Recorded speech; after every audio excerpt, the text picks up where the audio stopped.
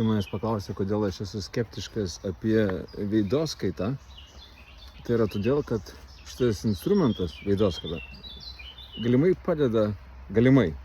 padeda atpažinti tam tikrus veido turėtojų bruožus, tačiau tai yra tas pats dalykas, kaip gebėjimas atpažinti miške mešką. Tu eini mišku ir atpažįsti mešką. Nu gerai, atpažinai ir kas toliau? Kas toliau? Todėl aš labiau priorituoju emocinį intelektą ir nesmurtinę komunikaciją.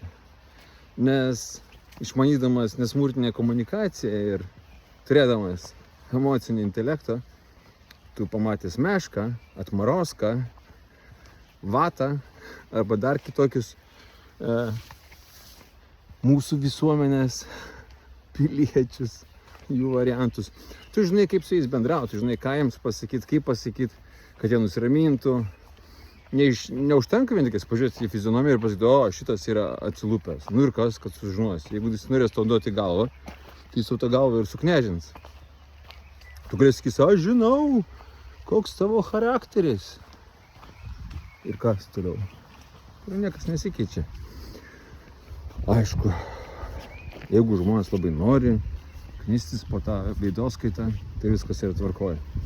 Bet aš nusprendžiau, kad man asmeniškai yra emocinis intelektas ir nesmurtinė komunikacija kur kas vertingesni instrumentai, kurie man padeda išgyventi, nes kai aš susitinku su klientais, man jokio skirtumo, kokia jo fizionomija yra.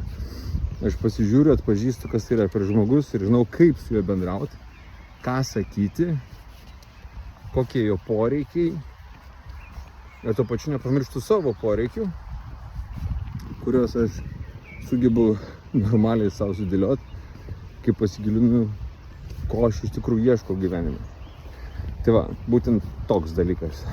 Galbūt veidoskaita yra vienas iš tų įrankių, kurie kada nors ir pas mane atsiras, bet dabar jų prioritetas yra kažkur tai apačioj. Ir tuo pačiu naudojant tą patį emocinį intelektą, kai aš pastebiu tuos fizionomijų meistrus, kalbančius ir kokį emocinį foną jie kuria, tai man taip lengvai sakant, noras atšoka, bet čia turbūt tik man.